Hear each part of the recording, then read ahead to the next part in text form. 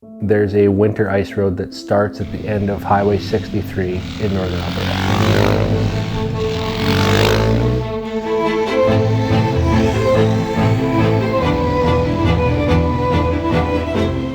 where we ride from Fort McMurray to Fort Smith, Northwest Territories along the winter ice road.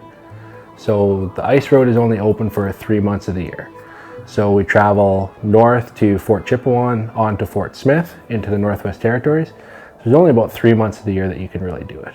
Summertime, it's only accessible to the backcountry along the sand. Winter, they're able to flood the road and create an ice road, which takes you to Fort Chipewyan, Alberta. Now that town is only accessible for 3 months of the year. They're completely isolated along the shores of Lake Athabasca from any other road. When you first hear about the ice roads, you think only somebody who has a couple bolts loose in their head would choose to go on something like this. But as motorcyclists, I think we really thrive on doing things out of the ordinary and being able to experience things that most people can't. The area that we rode through, I guess the easiest way to describe it would be immense, vast wilderness. It is remote and beautiful, and the terrain itself varied quite a bit as we crossed over rivers and lakes and islands, gravel roads, through forests, and then back onto lakes again. It was pretty incredible to see that change in landscape. It's interesting that the road conditions, of course, will match the topography of the area. Through the sand dunes, it's kind of rolly, a little bit more hard packed in with elevation to deal with as well too. And then across the delta where it flattens out, super cool. And then this Moose Island section, really neat with the really tall pines. Yeah, it just changes all the time. Super cool. I just love riding bikes and I love adventure, and this is a pretty big one that not a lot of people have done or will do, so I just wanted to put that on my resume. Put studs in the tires. Heated grips on the bike is key. We put hippo hands on the handlebars to protect me from the wind. I just think if you want a good adventure, this is the right one. It gives you a little bit of everything. You got to push yourself. It's terrain that not a lot of people know how to ride. It's just an overall awesome experience. So each year we've tried to work with a local charity or foundation, and this year we finally found a good fit.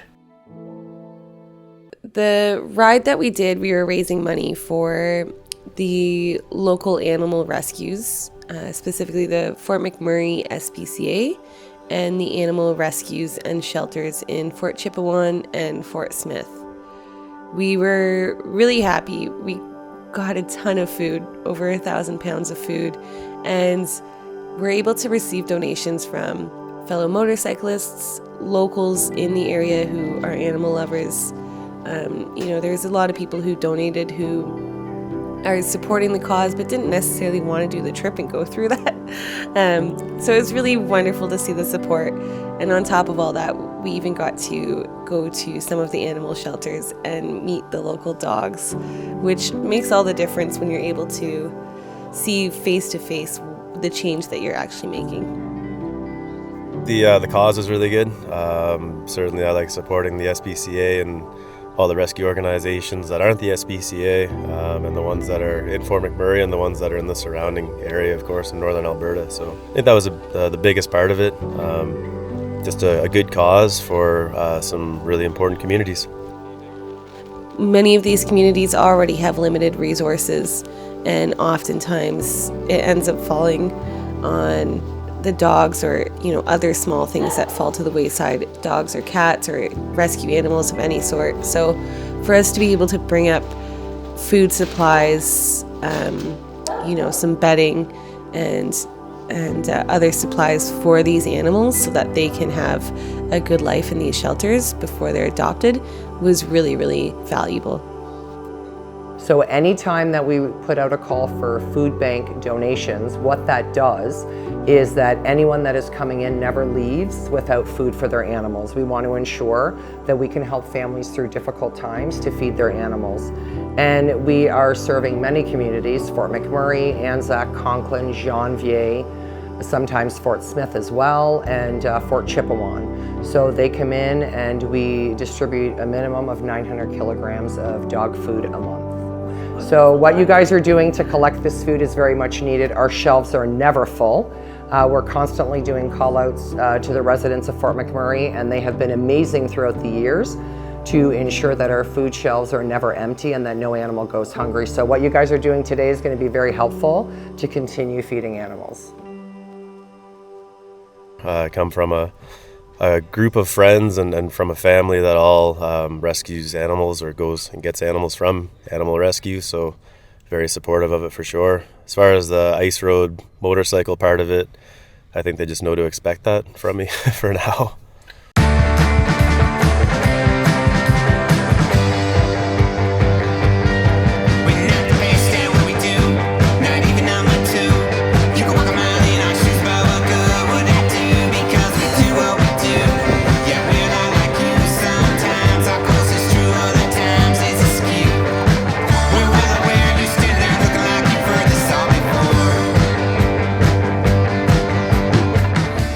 Really squirrely.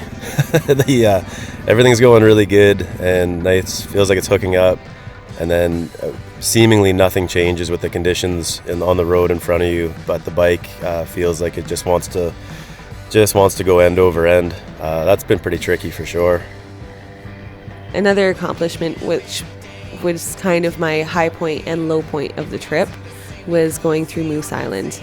It's a rugged and technical section of road, especially when we had gone through, there was some fresh snow with ruts, and being on a bigger bike, you tend to get thrown around a lot more. So that was quite challenging for me. I saw Mike go and I saw Mike start going. I was like, oh, that's not good.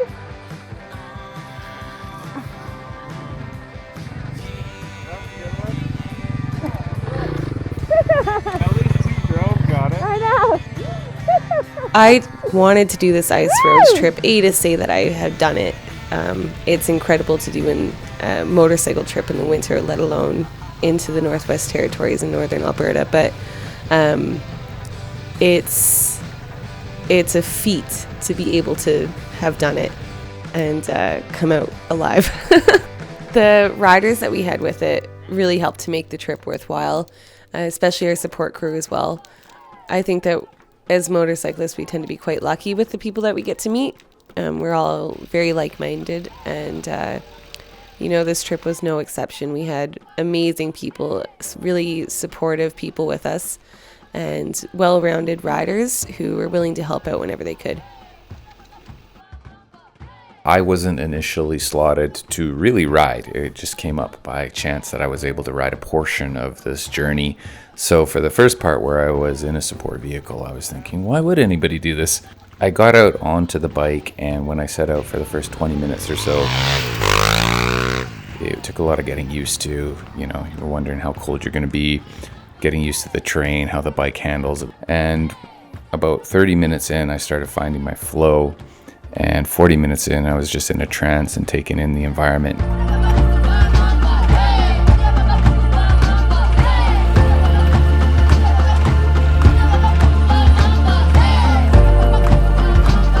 Dawned on me as I was riding, this is why you do this, because it's riding. It's just riding a motorcycle.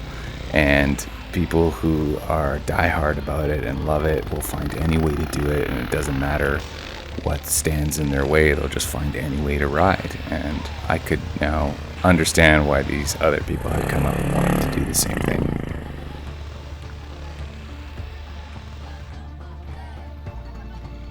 It's a revolving door of emotions. At each day, each moment, your emotions could change so quickly, and your mental state overall, I think, is affected hugely as soon as you get cold. Then to be cold for hours on end and to have no choice but to have to get back on a bike and continue riding when you know that you're not focused, you're cold, your joints are stiff because you've been seizing for so long because you're so freezing, you're so cold. That's a really tough thing to overcome. And I always like to think that I can have discipline as a rider, and that's why I enjoy doing longer trips. But this was a different type of discipline that you had to have mentally to be able to sustain that.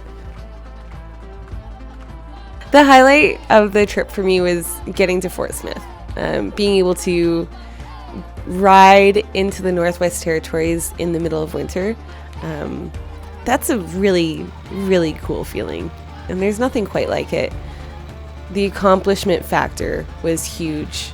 You know, when we were doing this last day, it was a big push, a lot of kilometers that we had to get down, and it was the coldest day of the trip.